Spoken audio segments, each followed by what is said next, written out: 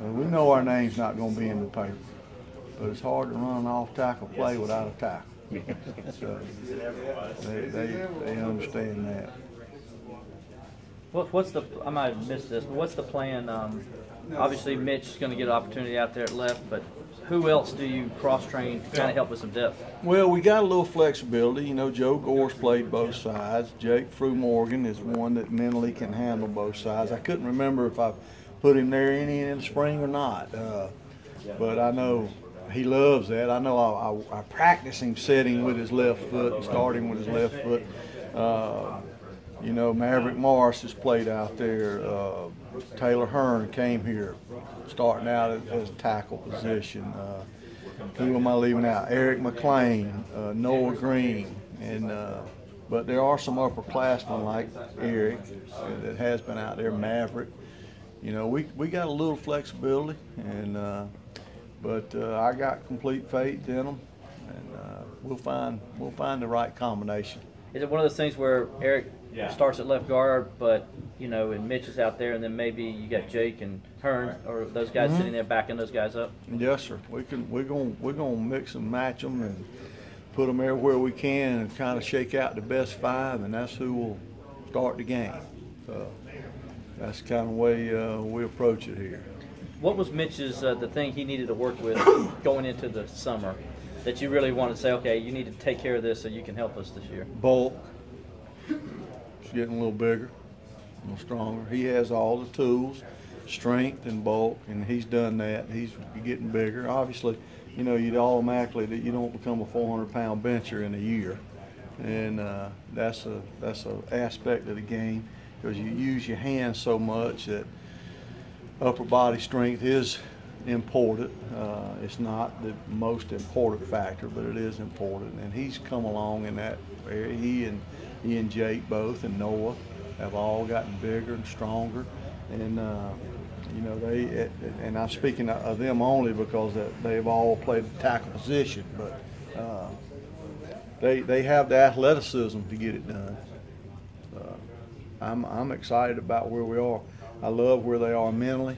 They know what's going on. They understand, and you know, we work on some techniques. And at first, they'll tell me afterwards. They'll say, "I don't know. I didn't know about that, coach, but dadgum, it works." You know, and but that's the way they are. They do what you ask them to do, and that's the whole key. We have to be in sync up front.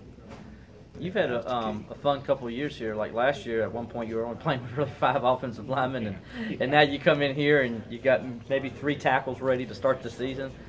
Is it ever going to get easy for you? Well, you know, that's the fun part. That's the part you love about coaching. Now, you know, you don't want to lose anybody. You certainly hope nobody gets hurt, anything like that. But you know, that's the challenge of it. And I like for the guys. I ask all of them to learn at least 2 positions.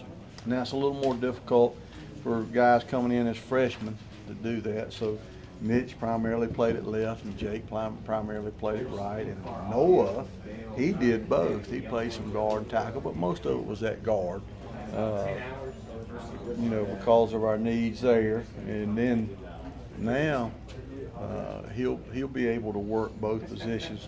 Like for them to get their feet on the ground at one spot, and then you can start expanding. And once they're able to learn one position, they start to realize, well, it's all like a puzzle. They kind of fit together. So that's the beauty of it.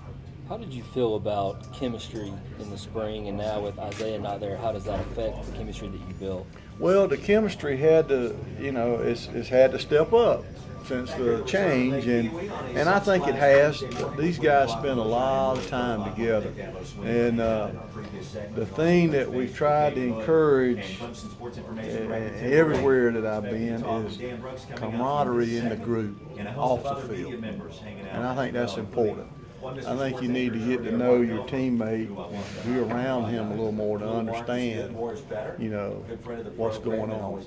And once they do, once they have confidence in each other and become friends, then they work a little harder together, bonding out there on the field too, because everything we do, it affects everybody, but especially that 5. It affects the man next to you in a big deal. I hope I'm answering the question Yeah. like you hope. But yes, you know, we kind of left spring with what we thought might be a group, but it's pretty much still intact. You know, Mitch had earned the right to be there, so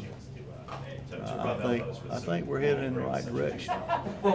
Joe Gore has shown flashes over the last couple of years of being able to be that starting right tackle. What does he have to do to take that next step and be able to do that full time? Well, you know, maturity is a word everybody uses, but he just had to grow in the football world, in everything. You know, I get on Joe more about mumbling, being meek, talking loud. Nobody can hear what he's saying. Just drives me crazy. How is your teammate in front of 90,000 people gonna know what you're doing unless you loud and boisterous? That's the way, you know, I talk. That's the way I talk in meetings, and they don't like it. But you won't have a excuse of saying you didn't hear me, you know, and that's what I don't want to happen. And that was just one sign his maturity level's come. He and I talked about this the other day. I asked him, I said, Joe, do you know now why I get on you about mumbling and being meek? And I think I'm understanding, Coach. You know, and that's where he's just got to grow, and he has all the tools. Mentally, he is really good.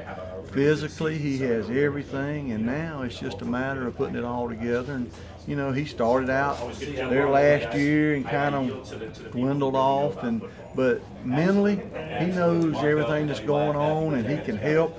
And he was a big help last year, even on the sideline, just helping his teammates and understanding.